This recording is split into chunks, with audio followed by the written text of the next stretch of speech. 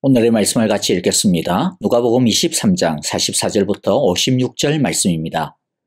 어느덧 낮 12시쯤 되었는데 어둠이 온 땅을 덮어서 오후 3시까지 계속되었다. 해는 빛을 잃고 성전의 휘장은 한가운데가 찢어졌다. 예수께서 큰 소리로 부르짖어 말씀하셨다. 아버지, 내 영혼을 아버지 손에 맡깁니다. 이 말씀을 하시고 그는 숨을 거두셨다. 그런데 백부장은 그 일어난 일을 보고 하나님께 영광을 돌리며 말하였다.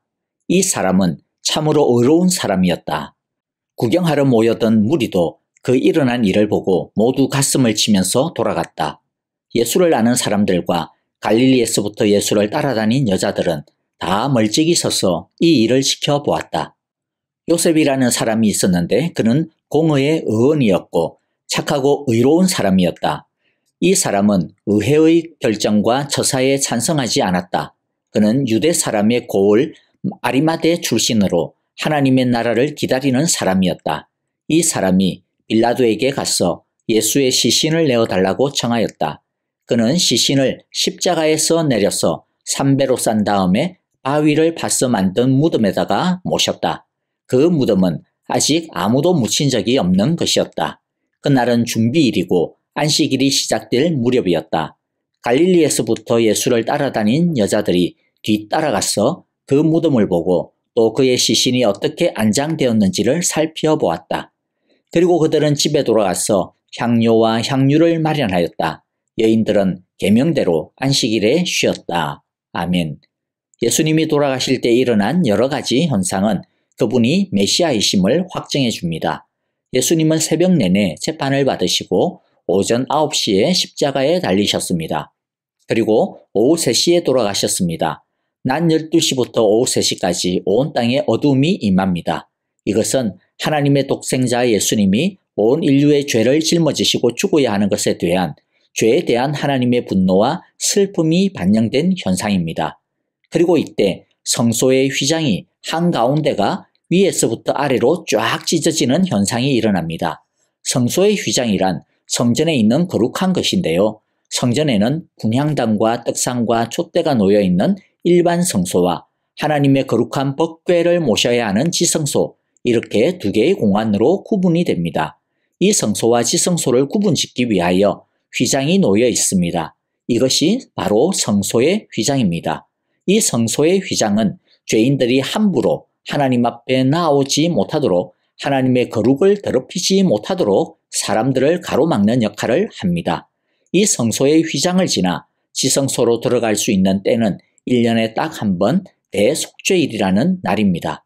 오늘날도 미국의 유대인들이 용키프라고 하는 명절로 지킵니다. 이날 오직 한 사람 대제사장만이 백성들의 죄를 대신 짊어지고 자신을 거룩하게 정결하게 한 다음 휘장을 지나 지성소로 들어가 하나님께 이스라엘의 전체의 죄를 회개합니다. 그런데 만일 이 대제사장조차도 거룩하게 준비되어 있지 않으면 지성소에 들어간 대제사장은 살아서 나오질 못하게 됩니다. 그만큼 거룩한 곳이죠. 그런데 이렇게 하나님의 은혜의 보좌로 나아가는 것을 가로막고 있는, 하나님의 거룩으로 나아가는 것을 가로막고 있는 성소의 휘장이 예수님이 돌아가시자 위에서부터 아래로 완전히 쫙 찢어버린 것입니다. 이것에 대한 의미를 히브리서 10장 19절 20절에서 이렇게 말씀합니다. 그러므로 형제자매 여러분, 우리는 예수의 피를 힘입어서 담대하게 지성소에 들어가게 되었습니다. 예수께서는 휘장을 뚫고 우리에게 새로운 살 길을 열어주셨습니다. 그런데 그 휘장은 곧 그의 육체입니다.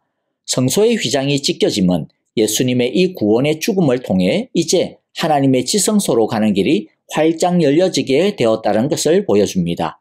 범죄한 죄인인 우리가 거룩한 하나님께 나아가는 길은 사실상 가로막혀 있었습니다. 하나님께서 은혜를 주셔서 짐승의 피를 대신 받아주시고 우리의 죄를 용서해 주셨지만 그러나 그것은 일시적인 것이었습니다. 그러나 예수님께서 한 번에 자신을 제물로 드리심으로써 영원한 효력이 있는 대속의 제사를 드리신 것입니다. 그래서 이제 누구든지 언제든지 얼마든지 하나님께 나아갈 길이 열려진 것입니다. 그런데 여기에는 조건이 하나 있습니다. 그것은 찢겨진 성소의 휘장을 뚫고 밟고 넘어가야 하는 것이죠. 찢겨진 성소의 휘장이 무엇입니까? 예수님의 육체, 예수님의 죽으심입니다. 즉 하나님의 거룩한 지성소로 나아가려면 예수님의 죽음을 통과해야 합니다. 그것은 예수님의 죽으심이, 예수님께서 육체를 찢어 피를 흘리신 것은 바로 나의 죄를 대신 지시고 죽으신 것이라는 예수님의 피를 힘입는 것을 말합니다. 믿는 것을 뜻합니다.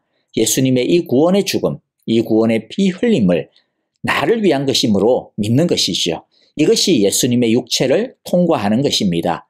이렇게 우리가 예수님의 피를 힘입어 예수님의 피를, 대속의 죽음을 자신의 것으로 믿으면 하나님은 누구든지 그 사람을 당신의 지성소로 은혜의 자리로 가까이 나오게 해주십니다. 만나주십니다. 그리고 구원을, 은혜를 내려주십니다.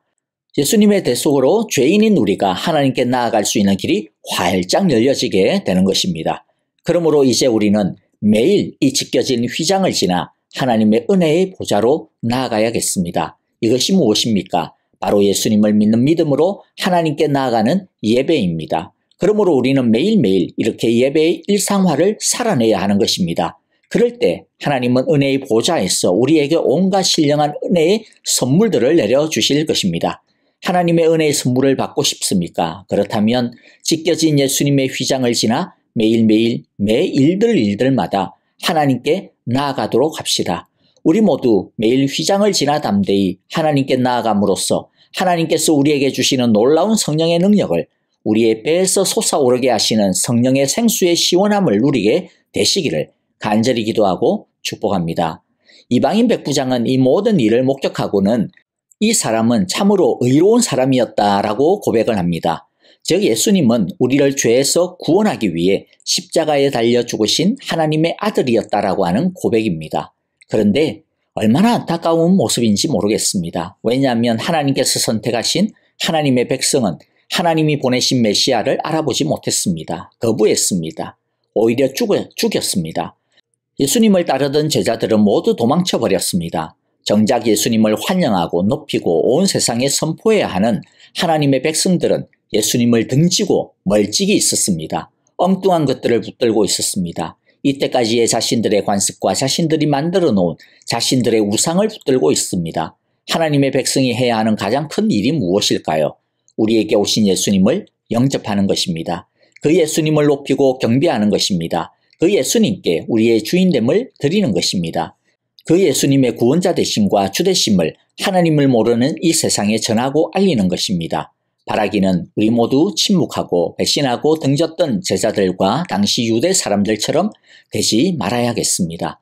이 이방인 백부장처럼 진정으로 예수님을 우리의 주로 고백해야겠습니다. 우리의 예수님의 주되심을 우리의 주위에 전하고 선포해야겠습니다. 우리 모두 우리의 입과 삶으로 주님을 경배하고 전하는 참된 예수님의 제자들이 다 될 수 있기를 간절히 기도합니다. 예수님을 이스라엘 사람들은 죽이고 또 예수님의 제자들은 버리고 도망하였지만 하나님께서 이방인 백부장의 입을 열어 예수님의 주 되심을, 하나님의 아들 되심을, 구원자 되심을 증거하신 것처럼 하나님은 예수님의 장사를 위하여 이때까지 숨어 있었던 제자를 드러내십니다. 예수님을 3년 동안 따라다니고 예수님의 사랑과 신뢰를 받았던 12제자들은 이 결정적인 순간에 의리도 없이 다 도망갔지만 이때까지 조용히 몰래 예수님을 믿었던 의의 사람이 의리를 지키고 전면에 나타납니다. 그러니까 우리가 겉모습만 보고 사람을 함부로 판단해서는 안 되는 것 같습니다. 예수님이 말씀하셨던지 선줄로 생각하는 사람은 넘어질까 조심해야 하고요. 반면에 하나님은 사람들이 침묵하면 돌들을 들어서라도 하나님의 일을 이루시겠다라고 하신 그 말씀을 이루는 분이심을 우리는 알아야겠습니다. 의리의 사람 중 첫 번째는 아리마대 사람 요셉입니다. 그는 유대인 공회원이었지만 예수님을 죽이는 결의에는 찬성하지 않았습니다. 오히려 그는 공회원이라고 하는 지위를 활용해 빌라도에게 예수님의 시신을 달라고 요청을 합니다. 이는 자신의 안위를 뒤로하고 용기 있게 믿음을 드러낸 것입니다. 요셉은 시신을 고운 삼배로 정성스럽게 싸서 새 무덤에 장사함으로 예수님을 향한 사랑과 헌신을 표현합니다. 그 다음으로 갈릴리에서 온 여자들이 있습니다.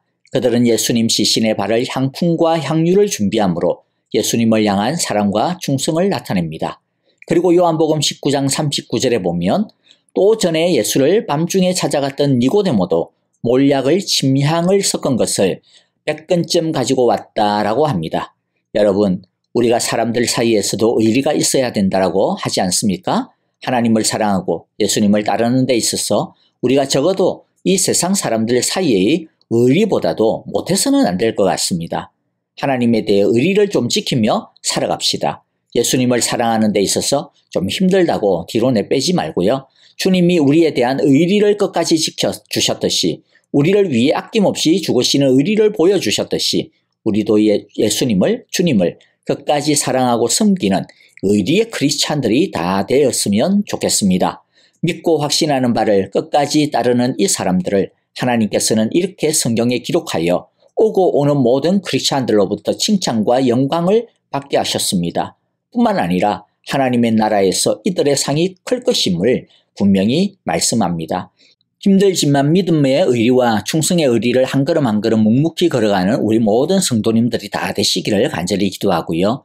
또 예수님께서 약속하신 귀한 은혜의 선물을 우리 모두가 누릴 수 있게 되시기를 간절히 기도하고 축복합니다. 마가복음 10장 29절 30절 말씀을 읽고 마칩니다. 예수께서 말씀하셨다. 내가 진정으로 너희에게 말한다. 나를 위하여 또 복음을 위하여 집이나 형제나 자매나 어머니나 아버지나 자녀나 논밭을 버린 사람은 지금 이 세상에서는 박해도 받겠지만 집과 형제와 자매와 어머니와 자녀와 논밭을 100배나 받을 것이고 오는 세상에서는 영원한 세상을 받을 것이다. 아멘. 이제 찬양을 드리며 함께 기도하겠습니다. 우크라이나의 전쟁의 종식과 평화를 위하여 난민을 섬기는 우리 전만규, 김미정, 전성진, 전하은 선교사님 가정과 또 안전, 건강을 위해서요. 더 풍성한 후원이 제때 이루어질 수 있도록 기도해 주시기를 바랍니다. 형제자매들과 교회를 위해 기도해 주실 때 특히 박윤경 전도사님의 건강을 위하여 박안신 장로님 적절한 치료의 방법을 찾고 또 온전히 치료될 수 있도록 기도해 주시기를 바랍니다. 박옥자 권사님 다른 뼈에 전이된 바이러스가 속히 깨끗하게 치료될 수 있도록 기도 부탁을 드립니다. 그 외에도 다른 연로하신 성도님들, 양로원에 계신 어르신들 기억하시면서 기도해 주십시오. 이제 우리 함께 찬양 드리고 기도하겠습니다.